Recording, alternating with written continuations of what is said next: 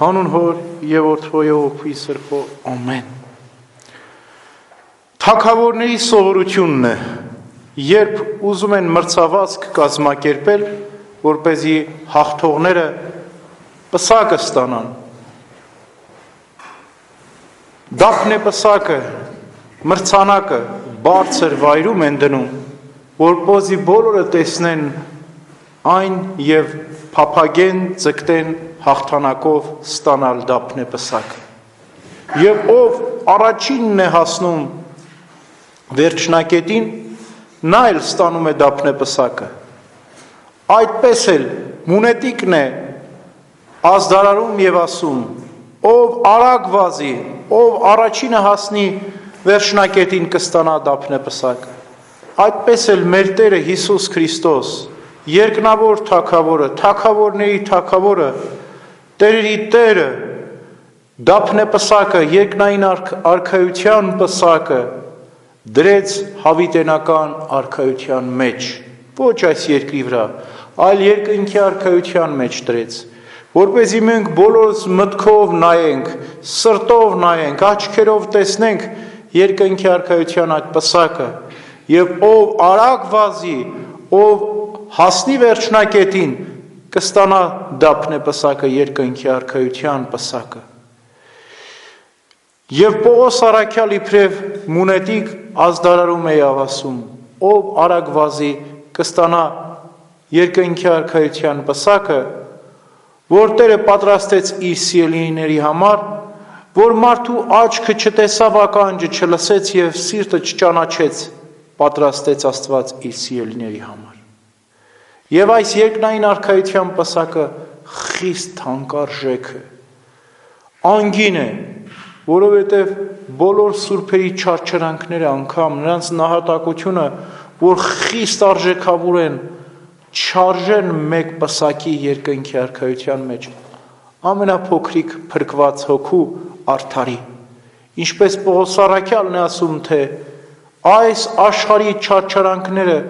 նեղությունները, վշտերը չեն կարող համեմատվել այն երկնային ուրախության ու փառքի հետ, որ Տերը պատրաստեց իր սիրելիների համար։ Որովհետև հենց սուրբերն են փափագում, որպեսզի մենք ճշմարտությամբ վազենք երկնքի ասպարեզում, որովհետև նրանք հաղթեցին մեզանից առաջ և մեզ էլ առաջնորդում են նույն ճանապարհով, որովհետև Հայրն է ուզում, որպեսզի մենք որդուն ժառանգակից դառնանք, Որդին է ուզում, որպեսզի մենք ընթանանք խաչի ճանապարհով, Սուրբ Հոգին է ուզում,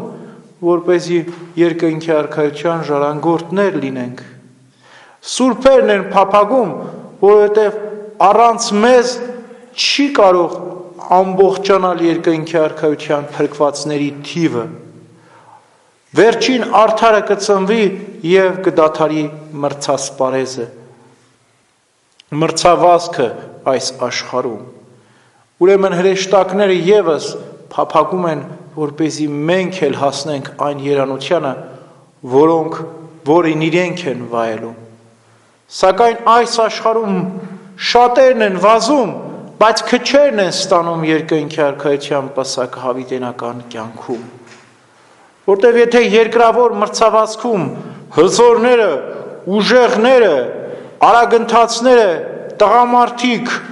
ավելի արագ են վազում, ապա երկնքի արքայության մրցասպարեզում ավելի արագ են վազում տկարները, հիվանդները, կեղեքվածները, չարչարվածները, կանայք, մանուկները, երեխաները ավելի արագ են վազում երկնքի արքայության մրցասպարեզում, որտև նրանք ավելի մոտ են Տիրոջը, որտև Քրիստոս ավետարանում ասում է, ես ուր պետք է բնակվեմ, եթե ոչ հեզ և խոնարհ սրտերի մեջ, ովքեր երկյուղ են կրում իմ անունից։ Այս երկնքի արքայության մրցավազքը պետք է արագ գնալ,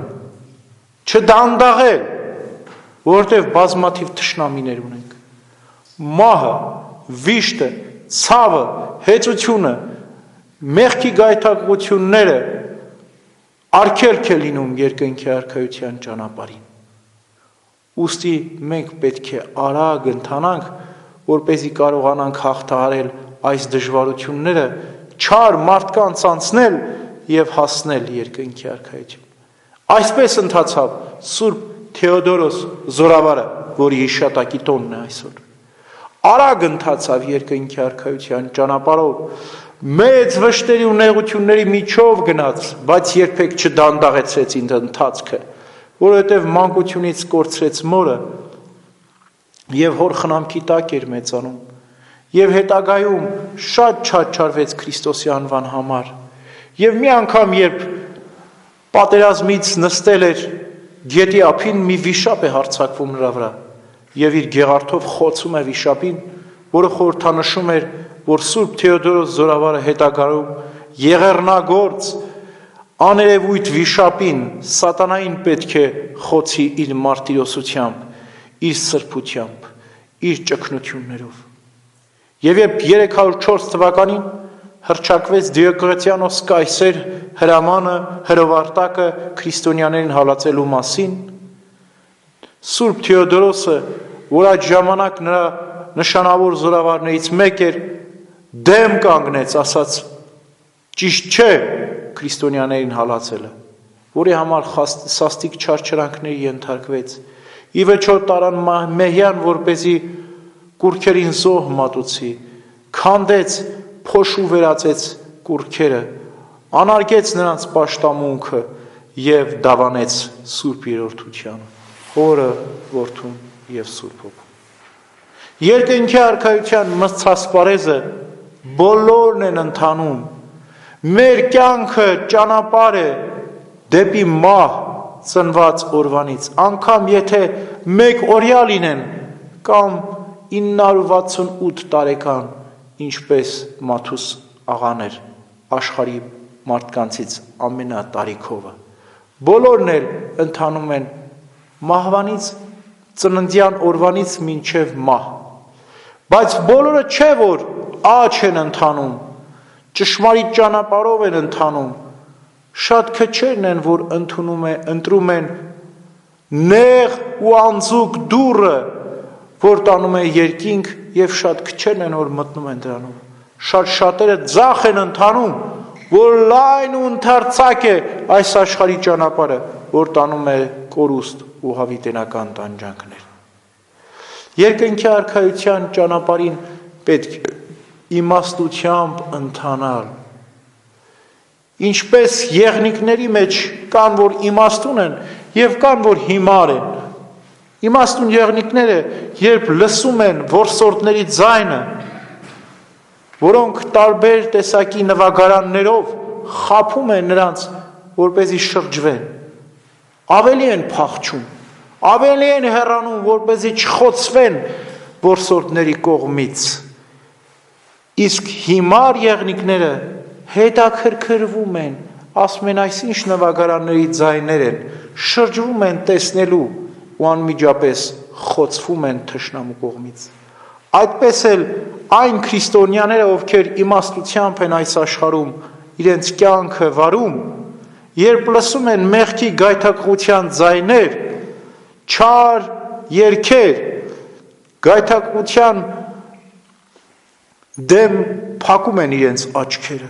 չեն նայում, հետ չեն նայում, ով իր ձեռքը դնում է մաճին, պետք է ետ չնայի, ասում է Քրիստոս երկնքի արքայությանը արժանանալու համար, այլ ավելի են փախչում, հեռանում են գայթակղության պատճառներից ու ընթանում են դեպի երկնքի արքայություն։ Իսկ հիմարները, ովքեր թեպետ գնում են երկնքի արքայության, բայց չեն մերժում գայթակղության առիթները, այլ երբ լսում են նվագարանների ձայնը, գայթակղվում են, հետ են նայում ու անմիջապես խոցվում են սատանայի կողմից, մեղքի նետերով են խոցվում և հոգով տապալվում են ու կանգնում այն ճանապարհին, որի վրա պետք է արագ ընթանային։ Այդպես չէր Թեոդորոս Զորավարը, նա իմաստությամբ ընթացավ երկնքի արքայության իր ճանապարհը, մեր ը,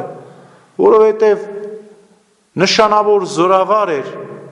կայսերական բանակում, ուներ փառք ու պատիվ, բայց ոչինչ համանեց ժամանակավոր անցավոր կյանքը, նրա փառքն ու պատիվը հանձն առավ հանուն Քրիստոսի նվաստանալ, հանձն առավ չարչարվել, երբ բանտարկվեց, անգամ այդ ժամանակ մեծ նեղությունների մեջ սաղմոսերգում էր ու փառաբանում էր Տիրոջը։ Եվ վերջո այնքան մեծ սեր ուներ Քրիստոսի հանդեպ, որ այրեց Մեհյանը, որտեղ կուռքերին էին պաշտում, եւ ինքն էլ այրվեց